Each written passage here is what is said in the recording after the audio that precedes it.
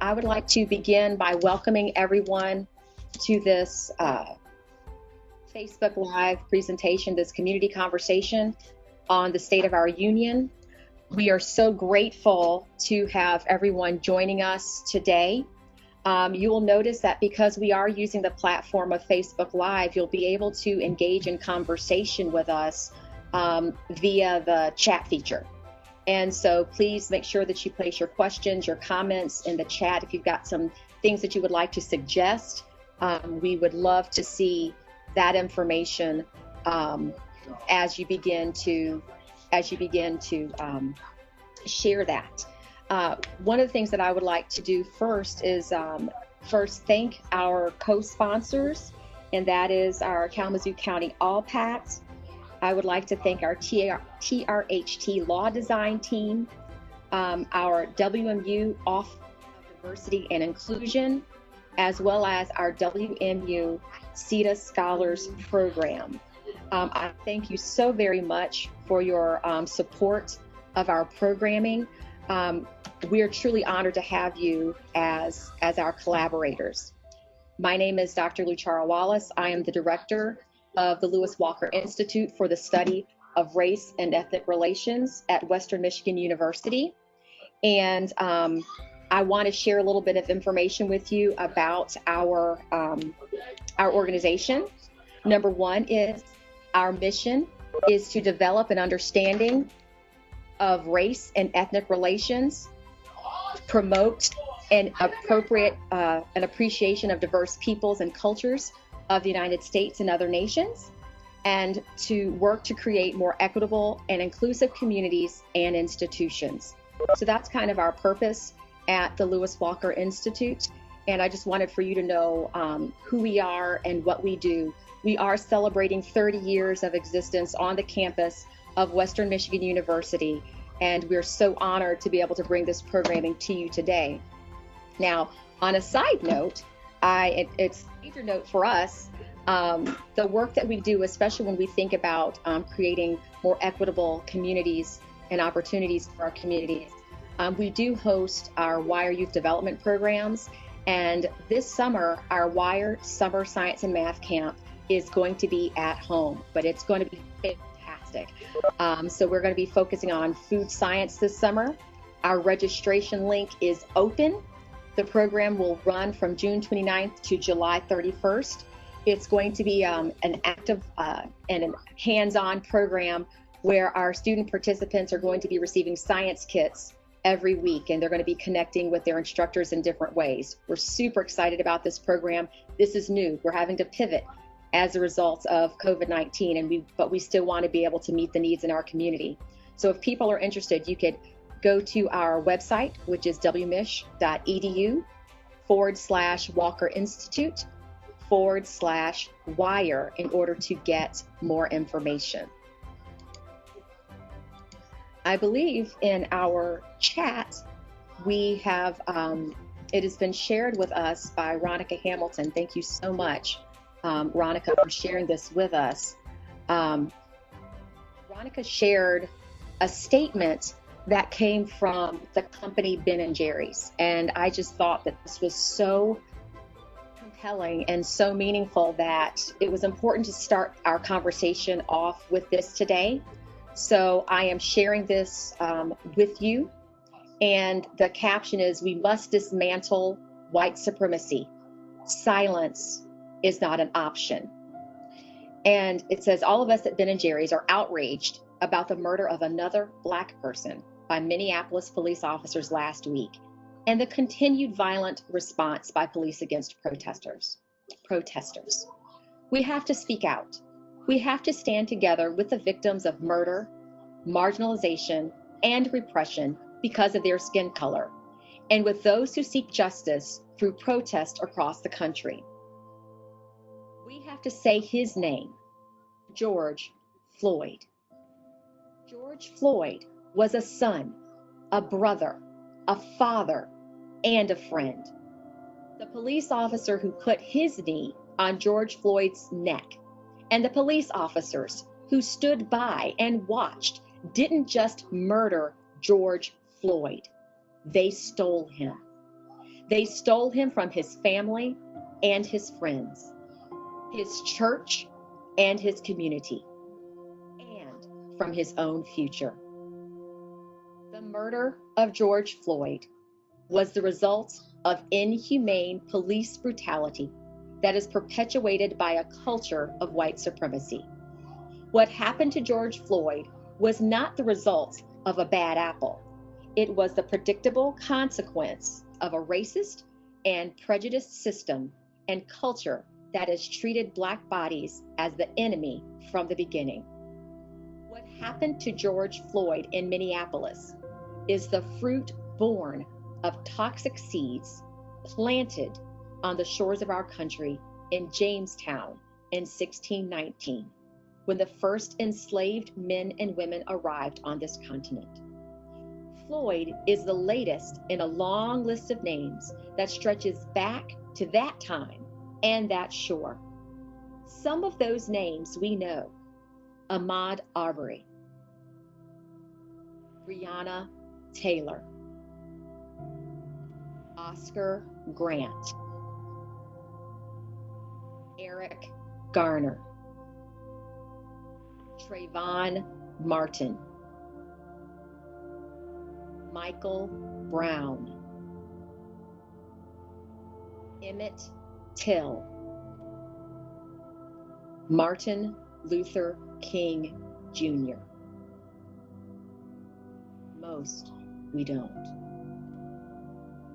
The officers who murdered George Floyd, who stole him from those who loved him, must be brought to justice. At the same time, we must embark on the more complicated work of delivering justice for all the victims of state-sponsored violence and racism. Again, this was a statement from Ben & Jerry's, and I thought that it was a very poignant statement for us to share at this time. So thank you very much for allowing me to share that with you. What I'm going to do is ask all of our panelists to please unmute yourself when I call your name, and then you will have an opportunity to just introduce yourselves, kind of put us, place yourself in the context of this conversation today. So we welcome you, we thank you for being here, and so we begin our conversation. I would first like to welcome Mr. Daryl Johnson.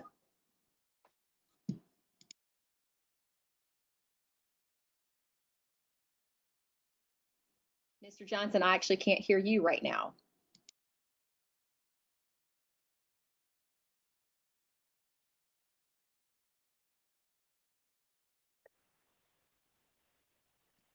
Try it now.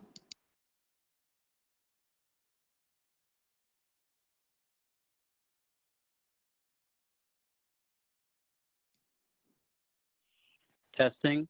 Can you hear me? Yes, we've got you. Yes, awesome. Thank you so much. So my name's Daryl Johnson, and I've spent 25 years in the U.S. government monitoring and assessing the threat from white supremacists and militia and anti-government extremists. And I've written 2 books. The most recent is Hate Land. It was published last summer. And so I kind of study radicalization and recruitment and violence from these extremist groups. Thank you, Mr. Johnson. We are so glad to have you here. Next, Dr. Don Cooney.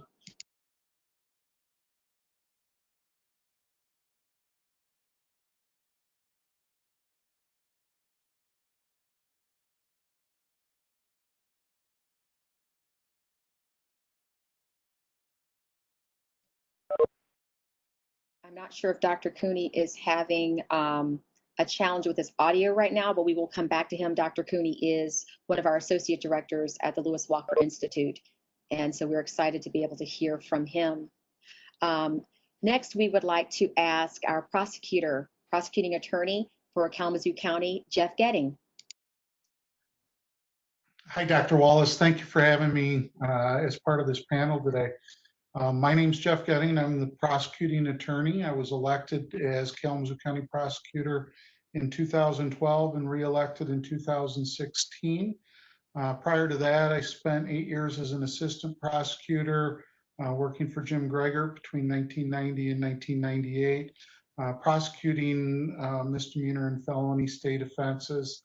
And between 1998 and my election in 2012, I worked primarily as a criminal defense attorney, representing both indigent defendants as well as privately retained clients here in Kalamazoo and throughout West Michigan.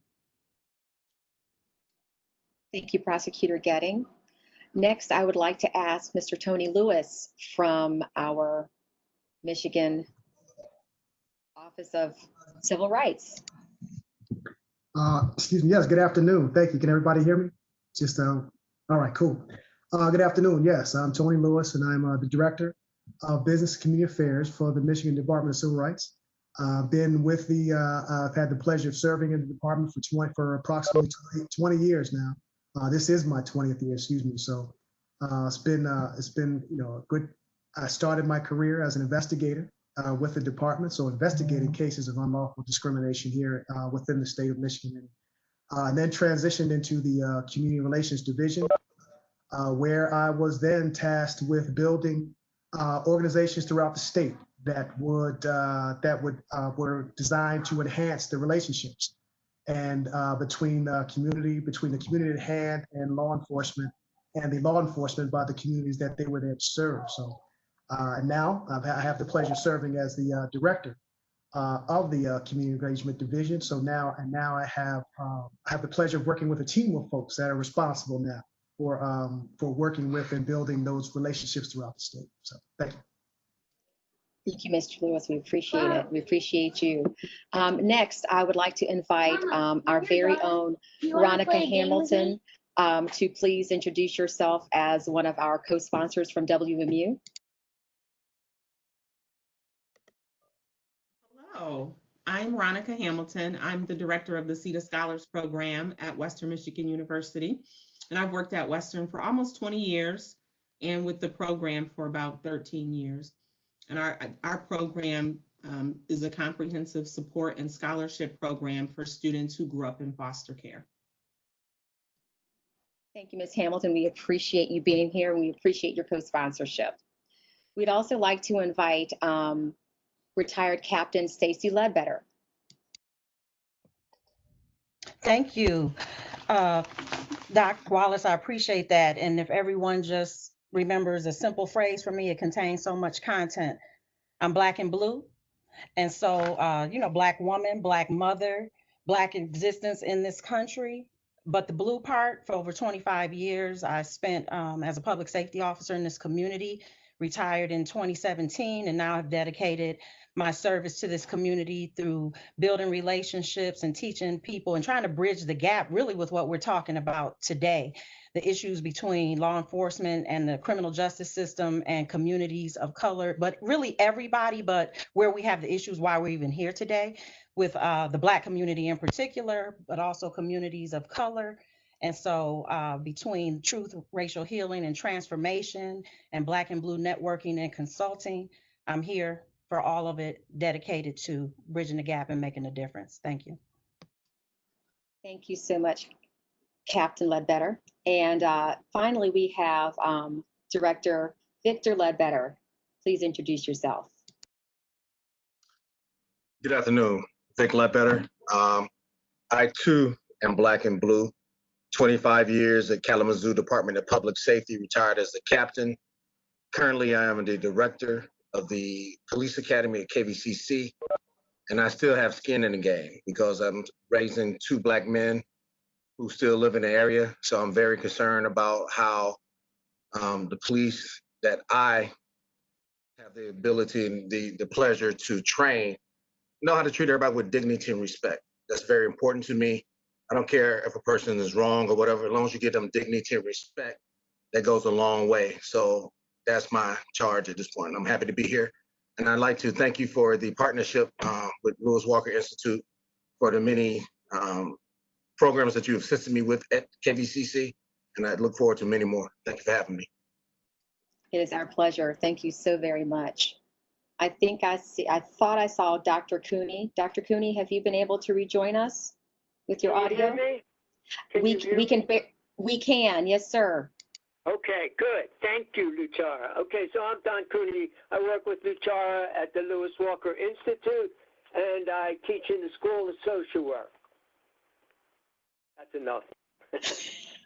Thank you so much, Dr. Cooney. Don't worry. I know you've got plenty to say in a moment.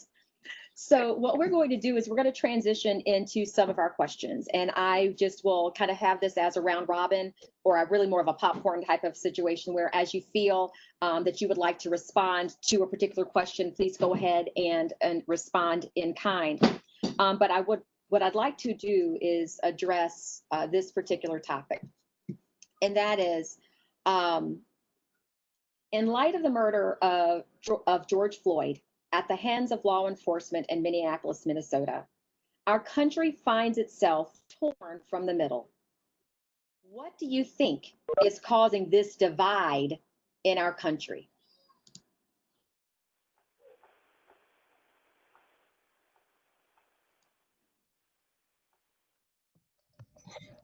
This is Stacey Ledbetter jumping on.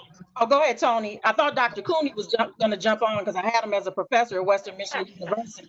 So, but I'll defer to our to my brother from the Michigan Department of Civil Rights. Go ahead, Tony. Thank you. I just wondered, what for me, I believe that what has caused the divide is one is systemic, and I think that while we've been having a great deal of conversations. And there's been there's been a great deal of listening, but there's been very little action on that listening. And I think that what's causing the divide is that I don't believe it's what's causing the divide has always been there, because from the dawn of what policing, what its origins are, I think the divide was already there. I think that what this has done, and with the advent of social media and all the different cameras and all these different things, I think what has happened is that it has now put a spotlight on these divisions and on the issues that we're having. I mean, if we, from a historical perspective, in the 60s, in the late 50s, they were marching, and they were peaceful marches. But it wasn't until the violence of Bloody Sunday, it wasn't until the violence that was shown around the world towards those peaceful protesters at the time, that there was change, until there was a light shining on actually what was happening. And I think that over the years, there's been a lot of attempts to reform a system, a lot of attempts to adjust a system that from its onset is doing actually what it was meant to do and continuing. And so I think that we have to transition because I've been listening to a lot of, we need to have a lot more conversations about this. We need to continue the conversations about this. Now, that's what these protests is about. The conversations is over. and that's what these protests, and honestly, that's what these protests are about. That's what the division is, because there's a continual discussion saying, well, let's have these discussions, and everybody let's move to action. So I think causing the discussion what's caused and continuing this divide is people who want action and those who want to continue a conversation without action. And I think that's not only is it causing this divide, but it's widening the chasm. Thank you, Tony. Stacey, I think you were next. Thank you so much. And related to your question, I would tie it in definitely to history, the foundation of this country, which was established just with a hierarchy of human value. Let's just be real, pulling in the point. First of all, even coming over here and discovering something that already belonged to other people, and as far as indigenous people, and then moving on and driving them from the land that they own. And then when you get into slavery with Black folks in particular, and by law, so you have the thread of the law in terms of identifying folks as 3/5 human, which was related to, money, economy, property, et cetera. And that thread that was still tied to the law when it came to Jim Crow laws, black codes, lynchings, voting rights restrictions, education, segregation, opportunity oppression, even the GI Bill when it was initially introduced, where, you know, soldiers coming home from the war and black soldiers weren't getting those opportunities for home ownership. And you just bring that on, and generationally, and people just, even today. So teaching implicit bias, teaching history to people in the community, teaching them things that they were not taught in school. I taught a couple courses at Western, which was Intro to Criminal Justice. And one of the extra credit assignments I gave was to this particular year, so it was either 2014 or 2015, was to go see the movie Selma and to write a reaction paper about it. And so I had a diverse class and several students took that opportunity, but I will not forget one white student in particular. It was just so powerful because she talked about how she didn't even feel she had the right to go see a quote unquote black movie, and how she cried and cried because she had no idea.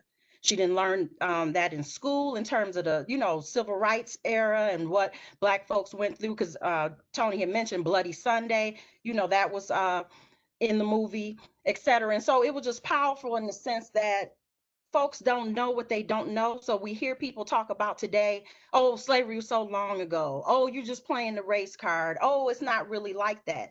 We have got to have these connections and conversations, as was said. And so you take people and respect their individual stories. This stuff is real, and we still have people alive today who have lived through the civil rights movement, who have personal trauma. My mom and other people that I'm close to who are a little older who went through that, they also don't go see those movies because they don't want to relive the trauma.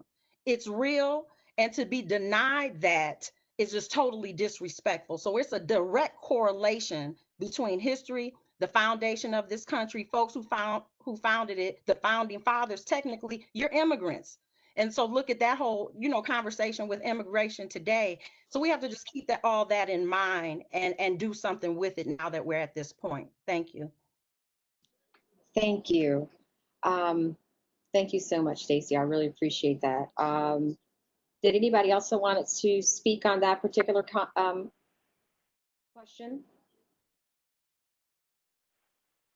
Hey, this is Vic Ledbetter. Thank you. I just say something briefly. I agree with what Tony and Stacey both just said, but the way I look at it too, it's a control mechanism. Look at when slaves were freed, they came up with the 13th Amendment. And the 13th Amendment basically says you're a slave. You're not free unless if you are incarcerated or in the system, you're still a slave. And look at how the jails are packed with people of color. One thing that I find astonishing is we put a lot of people in prison for selling marijuana and trying to make it. But now what's going on around the world? People are having these marijuana plants or companies or corporations and doing this very same thing that they put people in prison for, just to keep them down and controlled. Part of the thing that we learn in school is his story as opposed to his story. His story would never ever tell you all the things that are going on in the world. That's why when Captain Randolph spoke, the young lady didn't know anything about Selma because that's not part of what's taught in school. A lot of people don't also know that this is the 99th anniversary of Black Wall Street in Tulsa, Oklahoma, where you had a part of the community that was Black was told, you know what, we want y'all to be separate, we want you to do your own thing. These Black people went over there, they built their own businesses, their own community, they had everything, they were thriving, they were doing everything well. Something sparked, and the white brothers and sisters came over and burnt down all the buildings, the banks, the theaters, the churches, the schools, and then massacred people, they killed them. You know what I'm saying? So when people talk about the looting and burning of Target and all this stuff now, I ask them, what about this? And they have no idea. So it's part on us too, to educate as we go through this. This is not new. Until we change systems, until things are changed, we put people in place who can really make a change systemically, we're going to be back here again. Thank you, Director. Thank you so much. Daryl, Prosecutor Getting, did anyone else want to share? I'll throw a couple things in, Luchara. Don Cooney. Awesome. Thanks, Dr. Cooney. Well, I think about one of the things that James Baldwin said one time. Talking to a group of young black men, he said, "This nation does everything it can to teach you you are worthless." And I think what's happened in the country in the last few months have emphasized this point. The disproportionate number of people of color that are dying from COVID, the people that are called essential workers and are put in to go out there, and the message is the work is essential, but you are disposable. And I think all that was inside people, and then the blatant murder of George Floyd brought this to a head. And I think that, as people have said already, people have said, this is enough. We have to do something serious. And right now, the economic system has broken down, the healthcare system is broken down, and it's clear that the race relation system is broken down. And people are saying, we can't go back to what we were before. We can't go back to that situation. We need a new transformative situation. So I think that's what's happening. Thank you, Dr. Cooney. So, Dr. Wallace, I will jump in and add one other thing here because I don't think it's been mentioned yet. But you had asked, how do we find ourselves here being torn apart from the middle? And I think one of the other things that's important to notice, to recognize, is that there's a lack of faith in the system. There's a lack of trust in the system. And people, you could see that in the reaction to the murder of George Floyd. The immediate response to that wasn't to give the system an opportunity to work, to bring charges, or to ultimately for there to be a trial. The immediate reaction is that we don't have faith that there's going to be accountability, and for good reason, because there hasn't been accountability far too often for action, whether it's because someone has been charged and then found not guilty at a trial, or whether that's because of decision making, at the front end of the process, that no charges are going to be authorized. And we need to do a better job in building those relationships so that there is an opportunity, some faith that there will be action, and we need to do a better job in following through so that trust can be built in the system, or making the changes that are necessary to the system to allow for us to move forward with a prosecution when the law previously wouldn't allow us to, or to do so in a way where we're going to be successful at a trial. So Prosecutor Getting, can I kind of ask a follow-up question to that? You're saying that, that rightly so, there are a lot of people that don't trust that the system's going to do what it's set up to do, or at least it's not going to, justice will not be served on the behalf of those that have lost loved ones, especially when you can see that some of these acts and behaviors were absolutely intentional. They were absolutely murder. They were absolutely inappropriate. So how can citizens impact or affect that change when they're not sitting in those seats of power? Like how do they influence that? Well, the easiest answer, is to point to say we want to put people in those positions of power that we think are going to do the right thing, that will follow through, so that there is accountability, so that we do have outcomes like we saw in Dallas most recently, earlier this year, where an officer had walked into the wrong apartment, shot and killed a man, and then was charged and was found guilty and was held accountable. We need to look at the people that were electing as prosecutors, as electing as judges, electing as state legislators and state representatives and governors, so that we do have laws. You look at the state of Michigan, we don't have a hate crimes law in the state of Michigan. I have an ethnic intimidation charge that I can bring in addition to other offenses, but we don't have a hate crimes law. Why don't we have a hate crimes law? We don't have a hate crimes law because our state legislature has not seen fit to pass that type of law. That should not be the case. We don't have an expansion of our Elliott Larson law to protect our LGBTQ plus friends. Why? Well, we don't, because we are electing people to our state legislature that don't think that's important. We need to make changes that will impact the laws that we have that can be used moving forward by people like me. And we need to have people like me held accountable for our decisions as we move forward, whether it's myself or my colleagues, the other 82 prosecutors across the state here in Michigan, and the hundreds of prosecutors or district attorneys across the country. We need to make sure that we have people in these places who will hold police officers accountable for their actions on duty and off duty, who will bring charges against law enforcement officers for their actions, and will, seek to hold people accountable when they should be, and who are, willing to also stand up to say charges aren't appropriate in these circumstances and why, and be able to do that as well. Thank you, Prosecutor Getting. Mr. Johnson, did you have anything you wanted to add? Yeah, so I'll add my perspective from being a senior analyst in the U.S. government for 25 years. I want to caveat my statements that this isn't the official U.S. government position. This is my personal viewpoints, and I'm speaking to you as the owner of my private company, DT Analytics.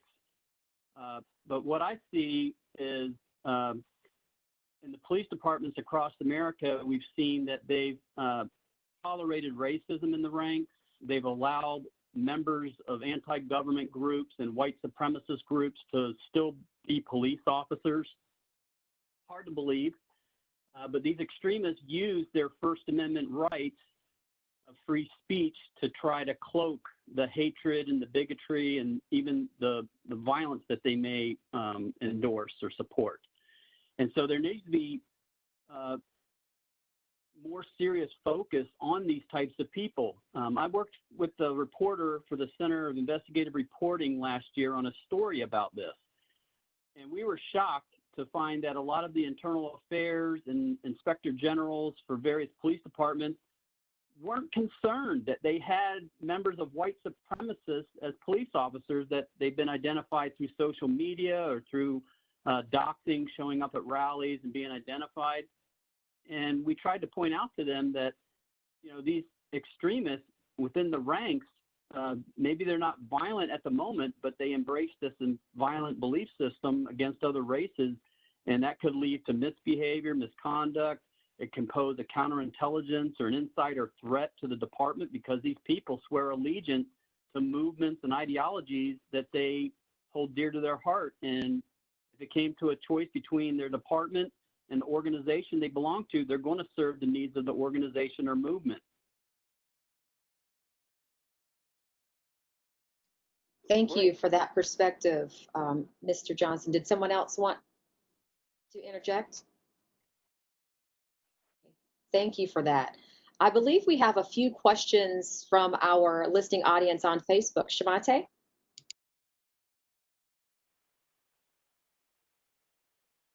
Okay, hi.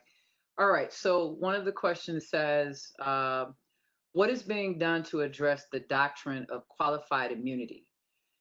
Prosecution in this particular case hasn't been sufficient enough.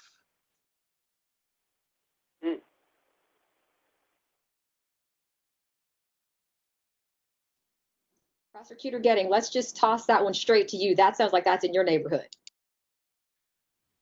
All right, so let's first talk about qualified immunity so that I think we have a common understanding maybe amongst ourselves, but I want to make sure that there is amongst other listeners as well. Um, when we talk about qualified immunity for law enforcement, what we're talking about is that law enforcement officers' actions have qualified immunity um, in general, unless their actions are so far outside the bounds of their jobs that they could otherwise be held accountable.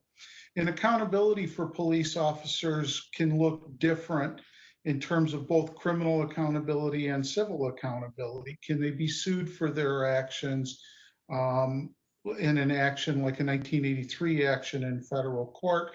Can they be held accountable for having assaulted a person in their custody in a state criminal action? And so, you know, when we talk about qualified immunity, we're talking about whether or not the officers enjoy this sort of protective cloak in their normal actions, and they do. But that does not rise to the level where there is a lack of accountability for actions in the criminal arena. It doesn't rise to a level where there's zero accountability for their actions when it goes beyond beyond the course of their job. Um, Again, as we talk about what's being done to address that,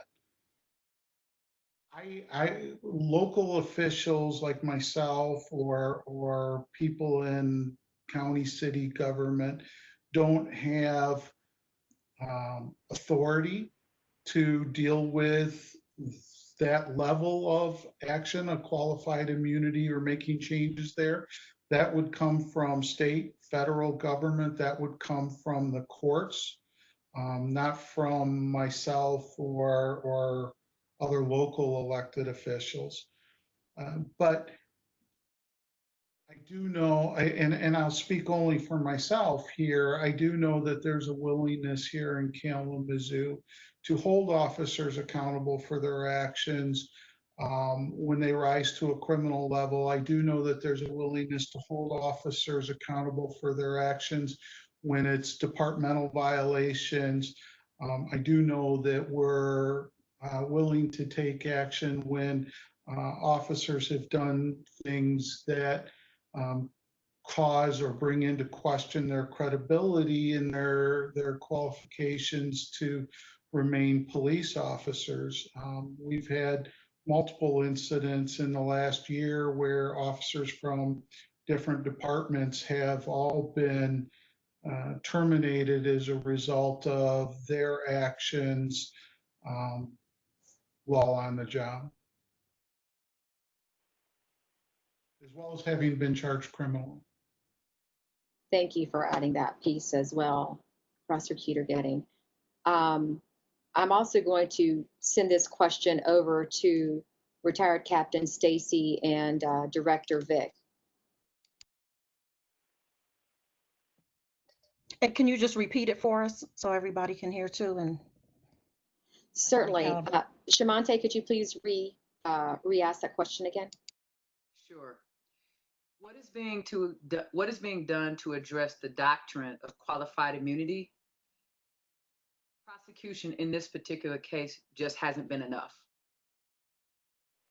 Oh, well, that was very specific. I think you did the correct volley having Prosecutor Getting answer because of the structure of it, because I even learned from him with the bottom line being it comes down to legislature and, you know, people at state and federal level. So what I'll say with that is another piece of what he said, and it ties into I'll call it civic duty in terms of being not only registered to vote, but voting, being educated voters. So not even, obviously we know this is a big election year from the top down. There'll be all types of people on the ballot, but think about those things where you may not know the people. So like he said, the judges who have to be elected, even not for the law purposes, but just making a point of us being educated, people on our college boards, et cetera, et cetera. So we have to just get in with taking the time to find out, especially with these judges, in terms of their records on how they make decisions, et cetera, because that's impacting, like he said, our entire system. So my wedge or my piece in just adding to that is simply that, for us to be paying attention, for us to get involved, and for us to do our duty to vote. And just, and again, people shouldn't fall off once they vote. It's keeping that accountability once people get into these positions. We can't forget that at all. Thank you. Thank you so much, Captain. Director, I don't want to put you on the spot, so you can pass on this one and I can send it to somebody else.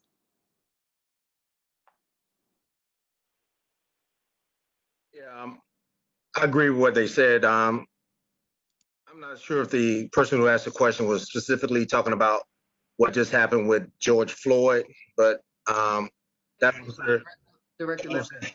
Yes, they just clarified that that is what they were asking. So my apologies for interrupting. all right, no problem. Yeah, he has no qualified immunity. What he did was straight up murder. I'm glad to hear that they're at least looking at second degree.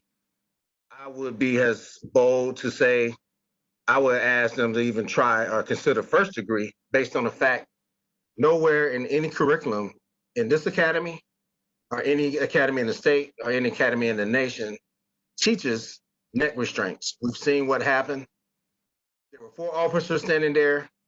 I don't care what Mr. George did. It's interesting when people always say, well, what did he do prior to that? What happened to that? It doesn't matter what he did. It matters not. What matters is he was controlled. He had handcuffs. He was on the ground, and there were 4 officers around him. There was no reason whatsoever to have his knee on that gentleman's neck that long for 9 minutes, sitting there with his hands in his pocket, looking around, people, bystanders who are not trained like we are, saying, man, he can't breathe. And he continued to, what they said, looked like he kept putting pressure on his neck. And there's a mayor in Mississippi who said he doesn't see anything wrong with what the officer did, because if Mr. Floyd couldn't breathe, he couldn't say that I can't breathe. Obviously, he's never seen anybody having an asthma attack, anybody choking. You still can't breathe, even though you might be able to get the words out, but he still shouldn't have done that. So I think the courts, but the prosecutor and the attorney general now who was assigned, I think they did the right thing by looking at the evidence and saying that this person should be charged with second degree murder, as well as those officers around him. That makes no sense. That adds to the frustration and the disconnect between the communities and the police. And as a police officer, that hurts me, because I raised my right hand and gave 25 years. I would have taken a bullet for a lot of people. But for somebody to do something like that and to erode the trust, now we just got to work that much harder to get it back. All police aren't bad. And I just want to say that all police aren't bad. There are over 1 million police officers in the nation, but you don't see all police officers acting in this way. Thank you so much, Director. Mr. Lewis, what would you like to weigh in on this particular topic? Thank you. There's a couple of things I wanted to address regarding qualified immunity, and Prosecutor Fay, hopefully you can correct me on this. One, if my understanding is correct, it's an interpretation of a particular law. It's like a doctrine, so to speak, more so than it is etched in law stating this is what officers have. If I'm correct, is that it's an interpretation of an existing law more so than a law saying you have immunity if you do this, that. Am I correct in this? Because I'm just trying to, like I said, I'm trying to, one, because it affects how, like I said, because I'm going to address it in a second, but I just want to make sure I understand what, in terms of qualified immunity. So I'm going to read you this quick definition here that says qualified immunity is a legal doctrine in United States federal law that shields government officials from being sued for discretionary actions performed within their official capacity unless their actions violate clearly established federal law or constitutional rights. And so it protects officers' actions in the normal course of their duty unless their actions would be violative of someone's constitutional or quote clearly established, which means basically we've previously identified them as a person's rights.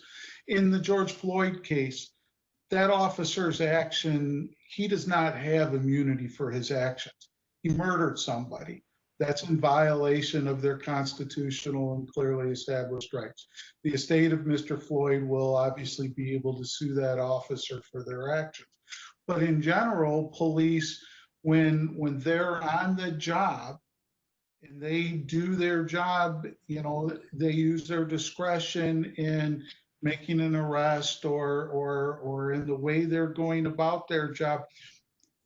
There's this, they're protected from what would be, you know, just sort of their normal decision making. You got to go outside the bounds of normal act for you to not be protected by qualified immunity. Just because someone was arrested, but it turns out later that, you know, it was questionable and no charges are brought, an officer isn't going to be able to be sued for making that arrest. Now, if somebody comes and grabs you and just drags you away and there's no reason at all for it, then the officer is going to be able to be sued. They wouldn't have qualified immunity, but the normal course of their business, the normal course of their investigation and arrest, and then subsequently you're found not guilty, you're not going to be able to go after the police for an unlawful arrest because they have qualified immunity. Does that make sense? Yeah, okay, yeah, and that's why, like I said, I just wanted to clarify because, you know, a lot of people think that this is something that is strictly etched in a particular law or a particular statute that says this is, you know, when really it's interpretation, it's really subject to the interpretation of the actions of the officer in the due course of them doing their, so if you deem their actions to be in the course of them doing their, you know, job, because see, you're saying that this officer does not have qualified immunity, but if this action had been deemed lawful in the course of him doing his job, then he would have been he would have been filed under the doctrine of qualified immunity. That's what I'm saying. That's what I'm saying. It's all subject to the interpretation because, you know, I mean, you know, it's all subject to the interpretation. But I just wanted to, like I just need a little clarification for that. But I want to really focus my response and on is that we're focusing on some things that to me, because we're, you know, because focusing on that, yes, is valuable. Because we need to make sure that we have judges, we need to make sure we have, you know, police chiefs and yes, prosecutors that, you know, that have a particular, you know, ideology that has a particular focus and understands how interpreting, you know, and understands interpreting the actions of the officer. But I think that more often, one thing that we're leaving out is a focus on police unions. Because understand something, police unions, okay, because one thing that's left out of here is that in Minneapolis, and I use Minneapolis, and my hometown of Philadelphia is another place that I could use their police union representative also. But the union president in Minneapolis for those officers has displayed on many occasions, publicly on many occasions, his particular ideology towards the culture of policing and what he believes is so-called good police work. And I think that what we need to start doing is, see, we don't need, if we have strong union contracts that where there's accountability built in, there's certain protections that are no longer there. There's certain accountability built into that. We may not get to some of it. We may not get to where prosecutor fed it because you know what? We may not get to that point. Because in terms of union contracts, you'll be able to fire someone and then they will be held accountable in terms of possibly loss of pension, possibly loss of pension, possibly now have personal assets, you know, for their actions coming after them for their personal assets and those kinds of things, you know, built into, because I think there's a certain level in terms of accountability in police union contracts also. Because I think we spend our time focusing on police chiefs and, oh, we need to make sure these police chiefs don't do this and don't do that. We need to focus on things like qualified immunity and what the laws And even though that, like I said, and that's really subject to interpretation. So you really need to focus on the people who are interpreting the law and not the law itself. Okay, because you really need to be focusing on, see, that's to me, like I said, everybody says, justice is blind, but the people who are there to administer justice generally are not blind. And so that's why we need to, like I said, so that's why we need to, focus. We can't focus on a particular doctrine. We need to focus on the people we need to focus on the people who are there to interpret those particular rules and those particular laws.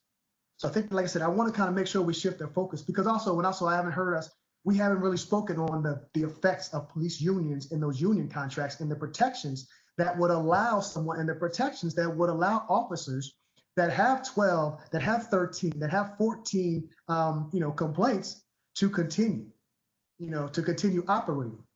And like I said, so I just want to, like I said, I want to refer to that because I think that while it's important to focus on that doctrine, I don't want us to stray far from the true course of where we need to for action, because the time for talk, is there. But like I said, we need to focus on actions. Thank you. Thank you so much, Mr. Lewis. I appreciate that. I believe there's a follow-up question, Shamante? Yes, that particular question, just shifting gears just a little bit, but in the same vein. I think Prosecutor Gettings had kind of touched on this a little bit, but the question was, if a citizen would have stepped in, what would the consequences have been towards that citizen? What would they have experienced?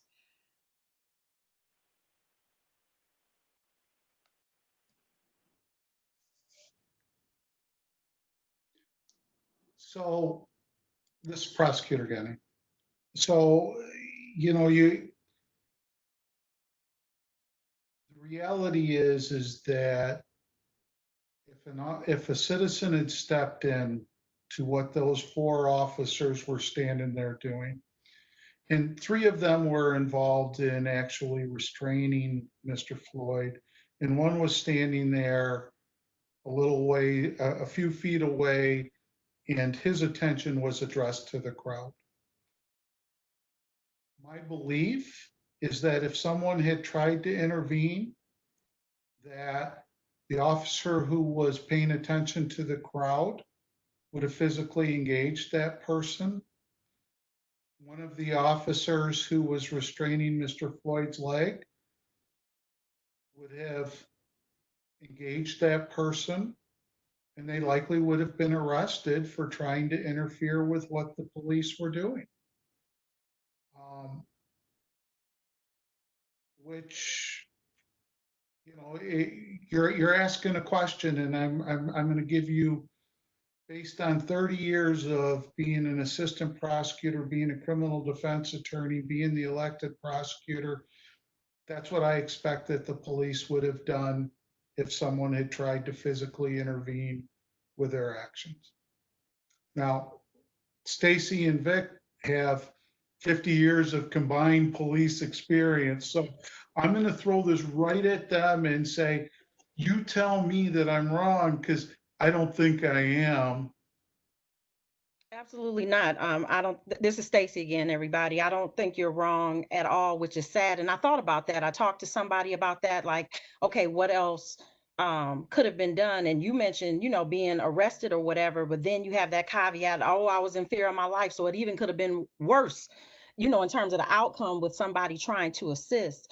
So what I thought about, and obviously every situation is different, but that was just horrifying, is to maybe even call 911 again, or call the station, if somebody just happens to have or pulls up, any number for contact, and, urging for a supervisor, urging for the chief, just, I don't expect people to know names, but asking for that higher authority and literally saying, I believe your officers are killing somebody out here, explaining what you're seeing and telling them to get out there right away. And so that was just from a recent conversation in terms of what you could do right then. I'll let the director jump in, because I had been talking to him too, but I'll let him tell his own story about what he was thinking. Go ahead.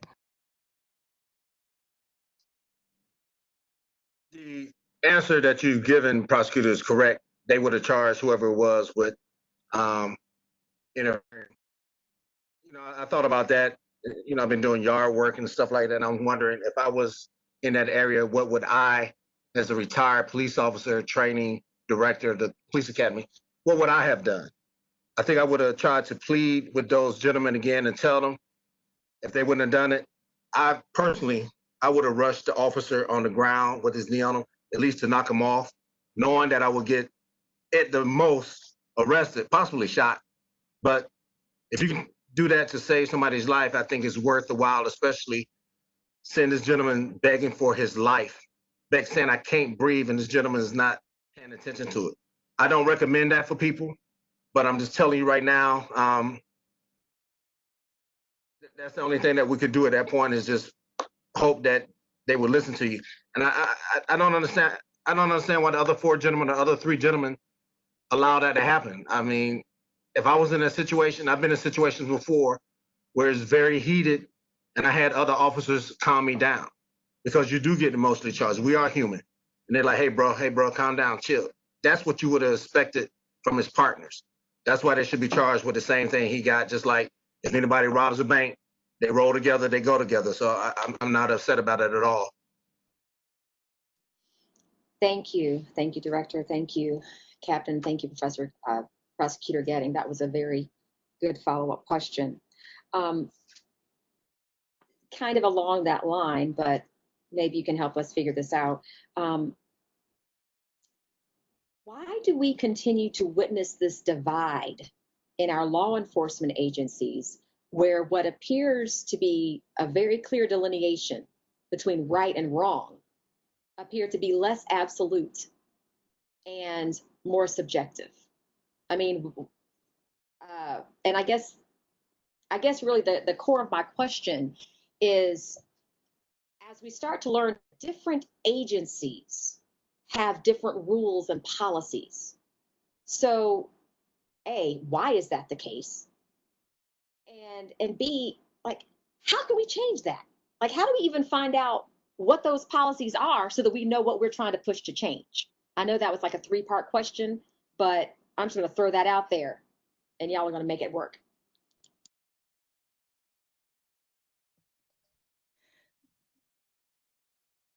This is Stacey. You did have a lot of chunks there. But in terms of information and education and transparency, that's where it's all tied in. You ask questions, and the questions that you're asking here can be asked of our local departments. First of all, with what you were saying, there's no national standard. So you were right.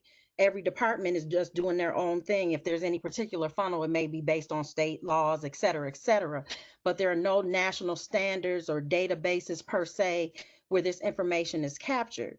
And so one of the things that I believe, just to put something in a little container with what we're dealing with, one of the things I've always believed, and this was pre Mr. Floyd when I was still working in the business, in the field, is that when we see things happen across the country, we should debrief it for our own community, because that's exactly what's going on right now. And I've seen it time and time again. Our community members will reference whatever was going on somewhere else for this community where that thing wasn't happening.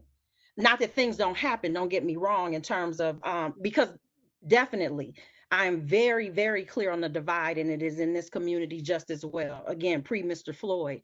And so now it's great, even with the prosecutor being here today, or any folks who fit in this criminal justice system. So if that happened here, what will we do? And he mentioned it. So for example, with the chokeholds, well, what's the Michigan rule? What are y'all doing in the Kalamazoo community? Us understanding before it happens here, what would happen if we would have to deal with it. The other example is with Mr. Arbery, with that case and folks making these citizens arrests. And prosecutor, jumping on this one too, I thought I saw that on the books for state law. It's on the books, but just me having been in the business, as the prosecutor eloquently threw out for me, trying to be all cute, that I have, with Ledbetter, a combined 50 years. Thank you, sir.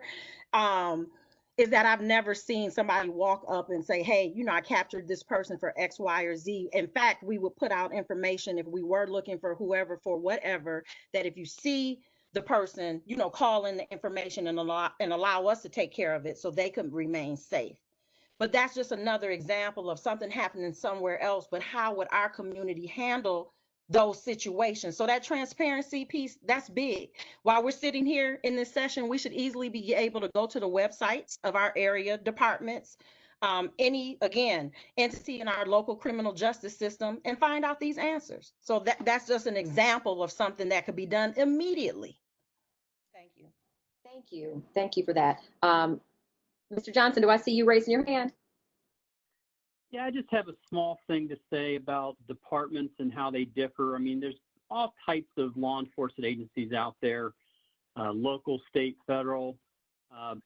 Even in different states, the county sheriff may be the primary law enforcement that responds to 911 calls. In other counties in that same state, they're just responsible for protecting the courts and transporting prisoners. So you have other state police that are just strictly highway patrol only. You have other states where the state police field 911 calls as the primary law enforcement agency. So you got to take that into consideration as far as, there's different jurisdictions, there's different police agencies, so not everyone's going to have the same type of mission or responsibilities. But I do believe that there should be national training and that there should be mandatory training in, harassment and also, dealing with citizen complaints and, racism, things like that. That should be standardized training that all law enforcement should be required to take.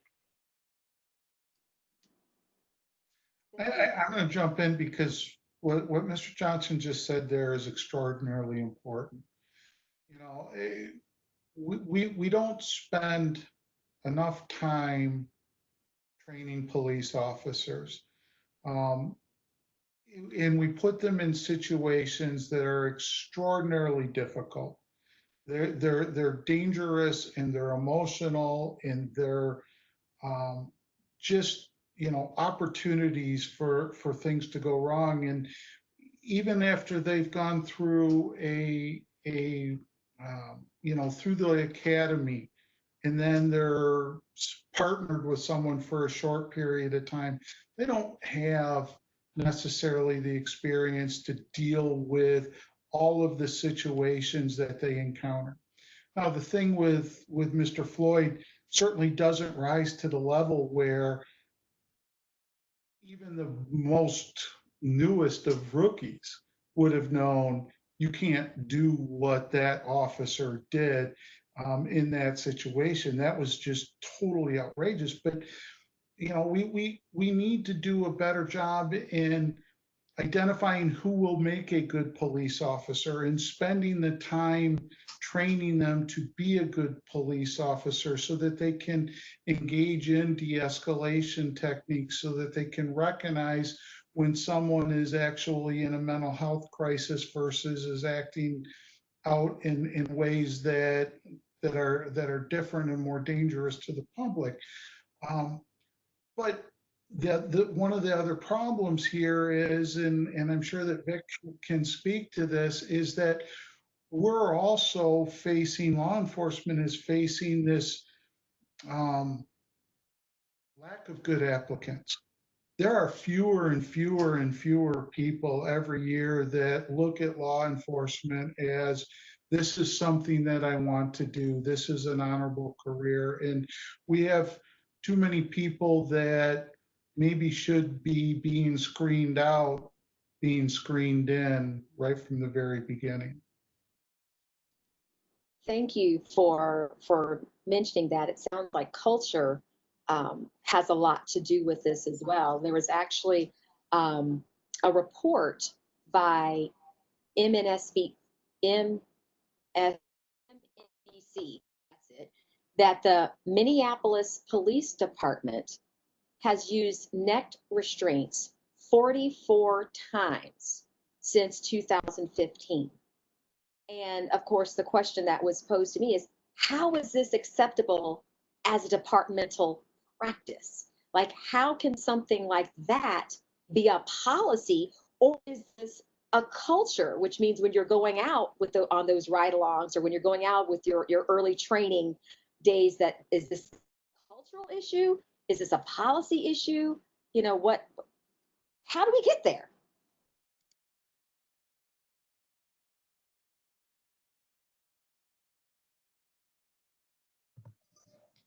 I hope you don't mind if I jump in on this.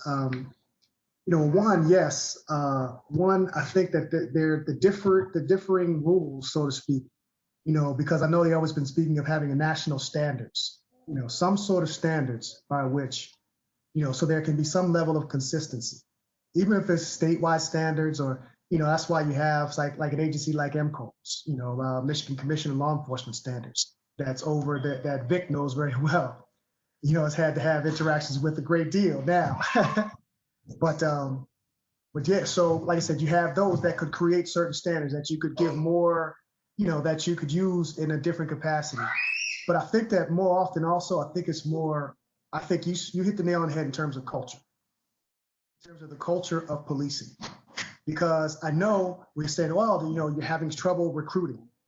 And, and I know, and I think that, recruiting law enforcement officers has always been difficult.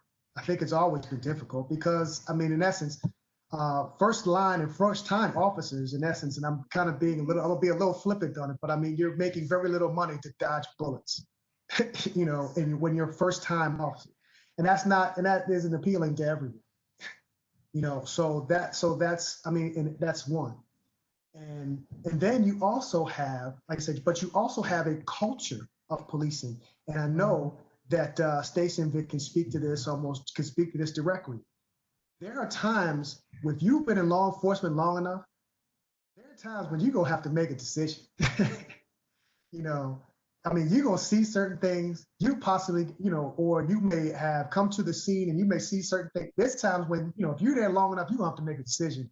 And sometimes that decision might be the antithesis of how you're feeling at that moment. And that could go either way. But the culture of policing, I've heard many times from folks, as far as the neck restraints, as far as those types of tactics, you may not believe in that tactic. But as far as when you get into a law enforcement, when you get into that culture, sometimes in order to stay alive, you have to assimilate into that culture. And I think that to me is where we need to look at, is altering the culture, is looking at the culture itself. Now, I know that's not easy. That's not something that's not this, that's something you can do tomorrow.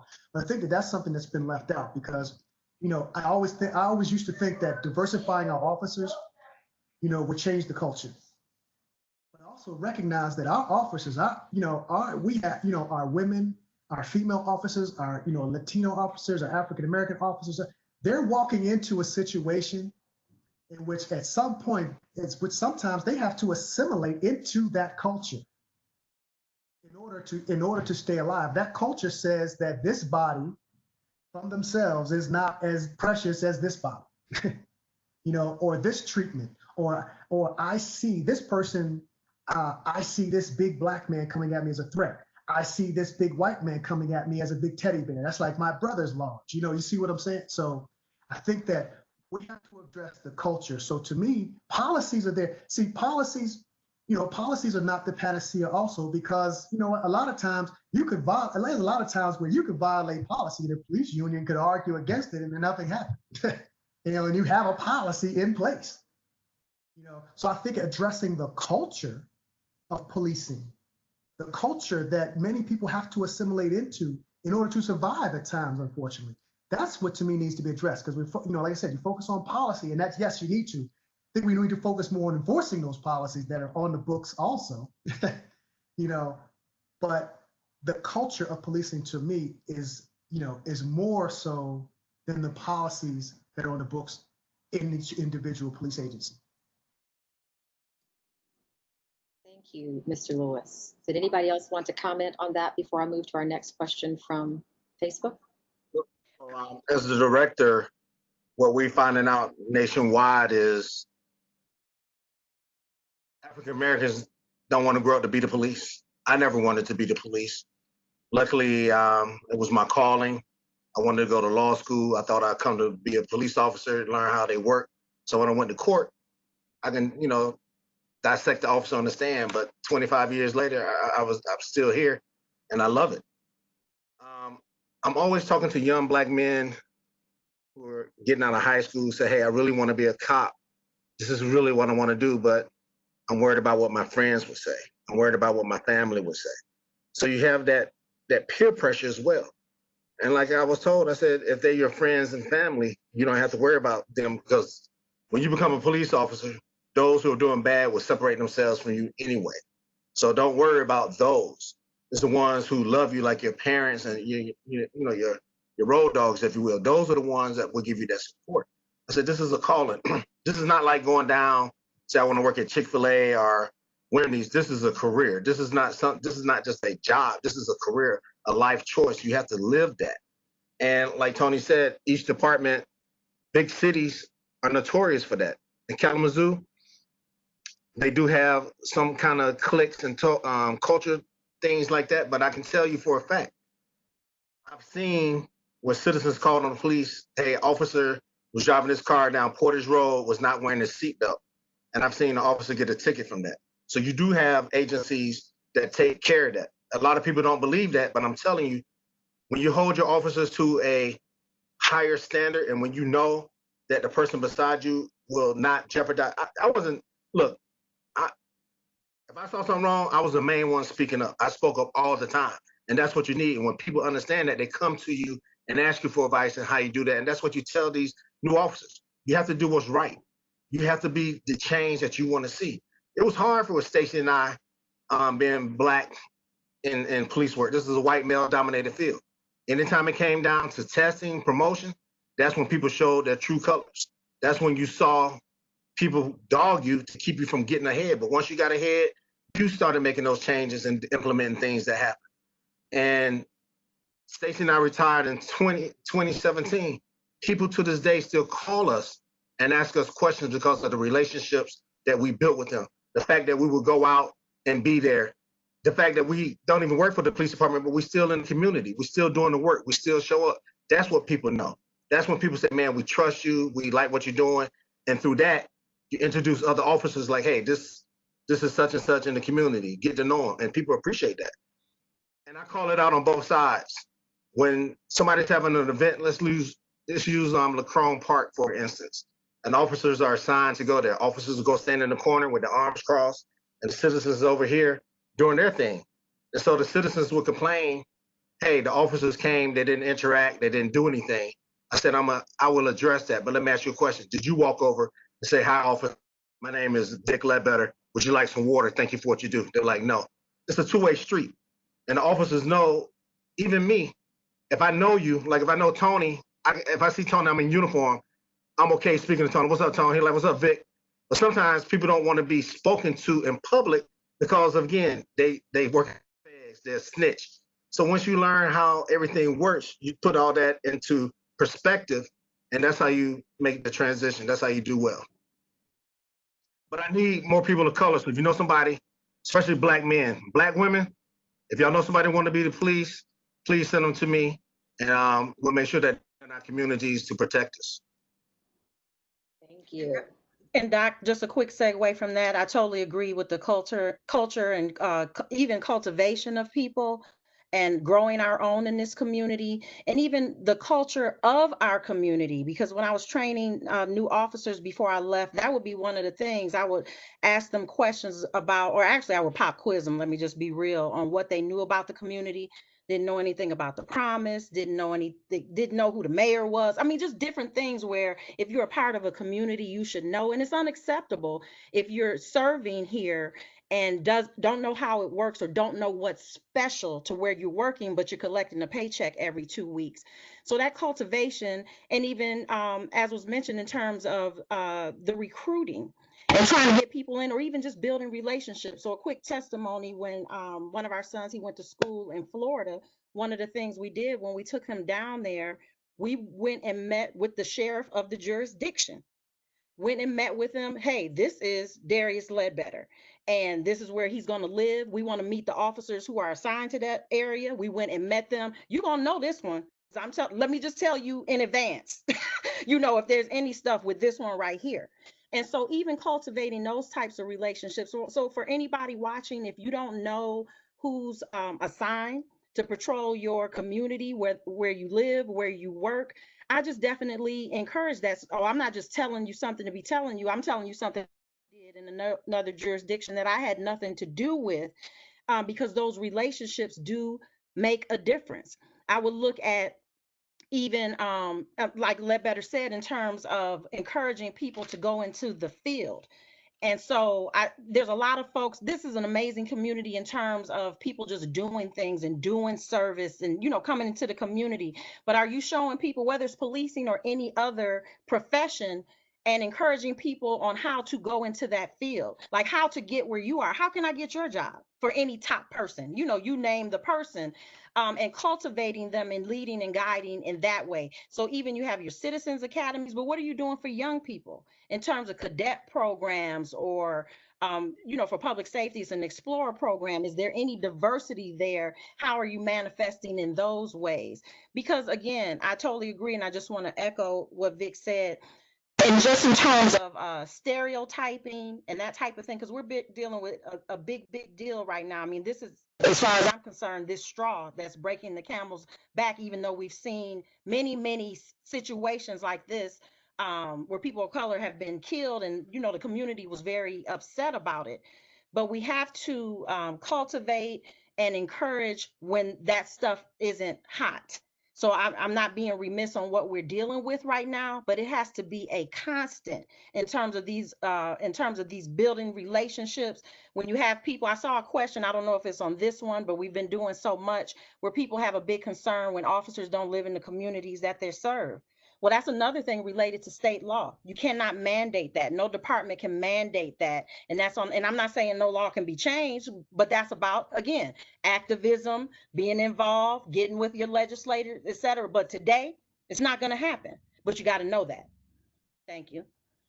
Thank you, Captain Stacey. And I want to just back off of something that you said. You said when you took your son down and moved him away to college, that you made sure that you met the sheriff and you met the deputies that are in his jurisdiction. So immediately I'm like, you can do that? How do you do that? I'm quite sure there are people out in Facebook world, they're like, how do you just do you just roll up to the police station and say, hey, my name is, or like, what do you do? Like, how do you make that happen? I mean, it was literally a phone call. So, looking it up in this world where we can look anything up in terms of that, if you have your address, you can say, what's the local police department or what's the local sheriff's department, found that out. And we actually made an appointment. So we didn't just blindly show up. And so thank you for, being more specific with that. We made an appointment. And once we talked to the sheriff, and then we asked, then he made the assignment. He made things happen. Like, no, I'll call, my officers who work that area and y'all can meet them here. Or, we went out and met them in the field, but simply making an appointment. And so I would encourage that even for our area. That's something that's not just a Florida thing. If you call any of our local officials, email, call, or whatever, they work for us. They work for the taxpayers. And so that's something that you have a right to do. So whether it's answering one of your questions or you want them to show up somewhere, and we have evidence of that here today with our prosecutor. And then also think about who's not at the table. Who are we talking about, or what are we asking questions of where people can answer, but they're not here? So, I heard Anthony mention, with the police unions, or obviously we're talking about policing and nobody's here who leads a police agency that's right here, and they can answer the questions. Thank you. I'm going to work on that for next week. Okay, we've asked some questions. I'm going to make sure we get some more people here. Point taken. Thank you. You said that we had another follow-up question, or just a question in general on Facebook. So for those of you that don't know, the Lewis Walker Institute for the Study of Race and Ethnic Relations, it's an academic unit located on the campus of Western Michigan University. So besides being, in community outreach, where I call it community inreach too, because we want to reach our students and service them to a degree on campus as well. First and foremost, they're probably the most important before we do anything else, because we kind of live in their house. So one of the questions that someone asked a little bit ago was, at this time, this is really an overwhelming situation for many Black students. They wanted to know, will there be resources specifically for them to talk about these issues, but more specifically, how more, I would say, more mental about how they're feeling during this time? I think I can probably take that question. Yes, there are supports and services that are currently available for our students. And so I just want for our students to know that if you are a student at Western Michigan University and you're on this feed, first and foremost, thank you. Thank you for being here.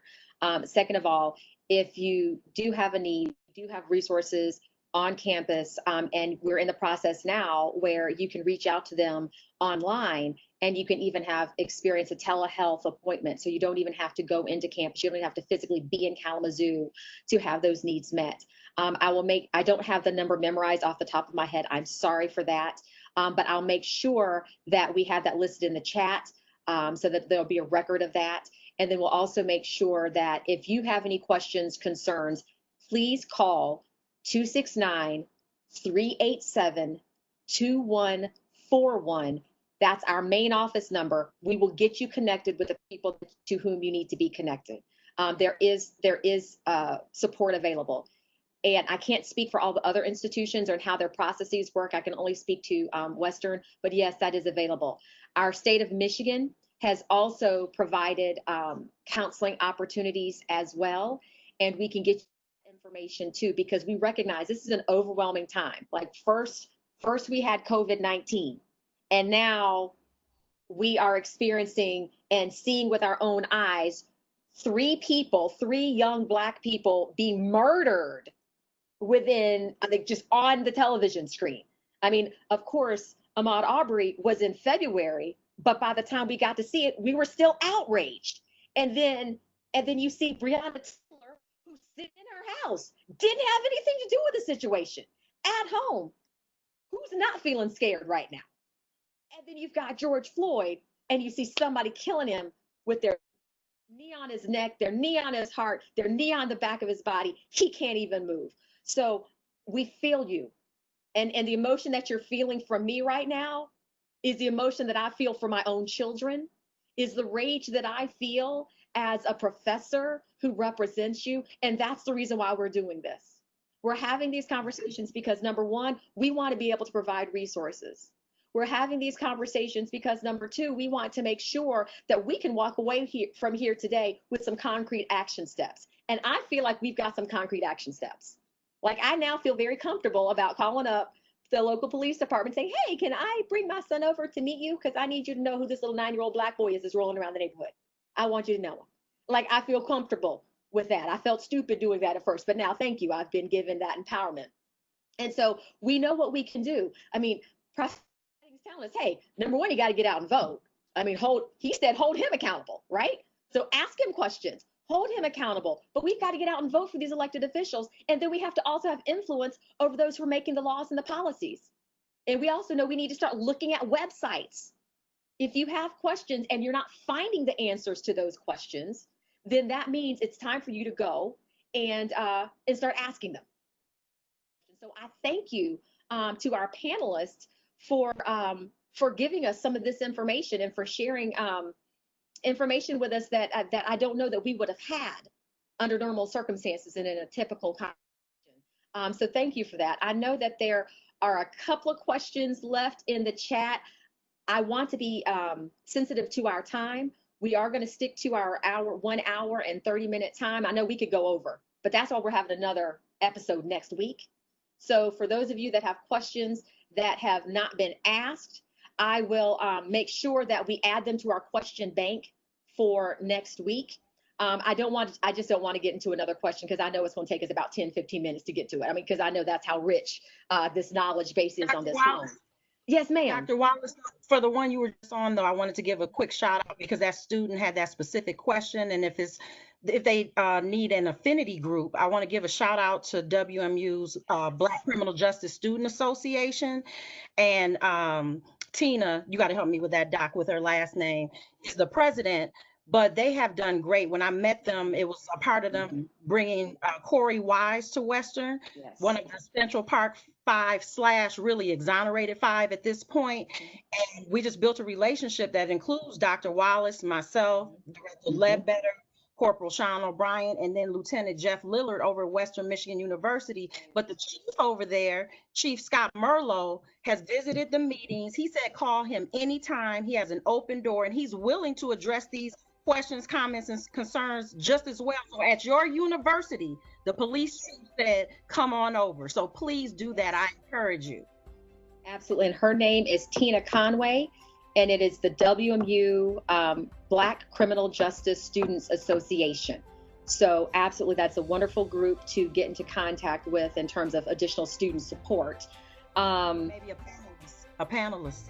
Absolutely, absolutely. We're working. Next week, our goal is to bring in more students. So we're kind of easing our way into this. So so please share some additional suggestions.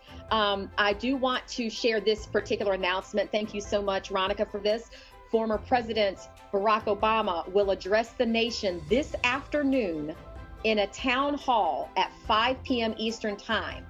He will be joined by former Attorney General Eric, several police reform activists, and other public figures. We just want you to know that this town hall will be live streamed on Obama, that's OBAMA.org, beginning at 5 p.m. So, I mean, there's opportunities for us to learn, continue to be engaged and involved. That's what this platform is for. This has been recorded. So we're not only going to have this particular session housed on our Facebook page, but once we get the link, we're going to also upload it to our Walker Institute YouTube page. And so that is at WMU LWI, so Western Michigan University, Lewis Walker Institute. And trust me, I'm saying that to you because I had to learn that myself. So I'm not making anybody, I can't take that for granted. So please make sure that you share this, tweet this, let people know what's going on. We're going to be back here next week. Next week is going to be on civic engagement versus civil unrest. Who decides? And so we're going to have another conversation. And thank you so much to our Facebook audience for being involved. Thank you for coming. Thank you for our partners. Again, I want to thank our Kalamazoo County All-Packs, of which Prosecutor Jeff Getting is one of our co-leads. I want to thank our Kalamazoo TRHT law team, so it's Truth, Racial Healing, and Transformation, of which retired Captain Stacey Ledbetter is our team lead. I want to thank our CETA Scholars Program. Thank you, Ronica. You are absolutely amazing, and I'm so grateful to have you as an advocate on our campus. I want to also thank our WMU Office of Diversity and Inclusion, who has been 100% in support of our programming and what we're doing. And you're going to see some more combined and collaborative. Thank you to everyone. Thank you to all of our panelists. I appreciate you. You are invaluable, and I owe you a cupcake. I'll see you soon. Have a great week.